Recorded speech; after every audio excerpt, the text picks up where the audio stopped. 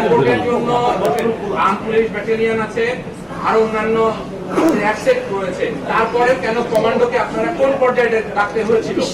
আর commando কত quick response করলো? Cantonment থেকে ওটা প্রায় 2 কিলোমিটার পথ, এটা এত দ্রুত কিভাবে কমান্ডো রেসপন্স করতে সক্ষম হলো? এক। আর 2 নম্বর প্রশ্ন হচ্ছে যে যাকে আপনারা আইডেন্টিফাই করেছেন সুপার হাইজাকার হিসাবে, তিনি 1.5 ঘন্টা রক্তটা ব্লিড হয়েছে, তারপরেও তাকে কেন আপনারা ট্রিটমেন্ট দিয়ে তার প্রকৃত কথা শোনার চেষ্টা করেননি?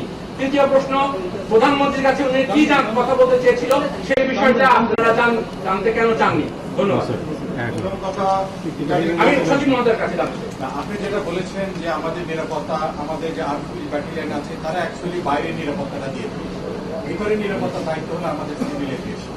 আর আপনি যেটা বলেছেন যে ভিতরে এই মানে আপনাদের ইয়েরা সেখানে আসলে অ্যাবসেন্ট নাই। তারপরে সত্যিকার অর্থে পাইলট যখন আকাশে এটা সে বুঝতে পারলো, সে আমাদের এয়ারপোর্ট ম্যানেজারকে জানিয়েছে, এয়ারপোর্ট ম্যানেজার আমাদের সভাপতির কারণে আর্টিকেলগুলো বাহিনীকে জানিয়েছে, চেয়ারম্যানকে জানিয়েছে, আমাদেরকে জানিয়েছে। তারা আসলে তখন সবাই মিলে সম্মিলিতভাবে এয়ারপোর্টটাকে গঠন করে রেখেছে এবং বিমানটাকে তারা ঘিরে রেখেছে এবং পরিস্থিতিটা ডাবল করা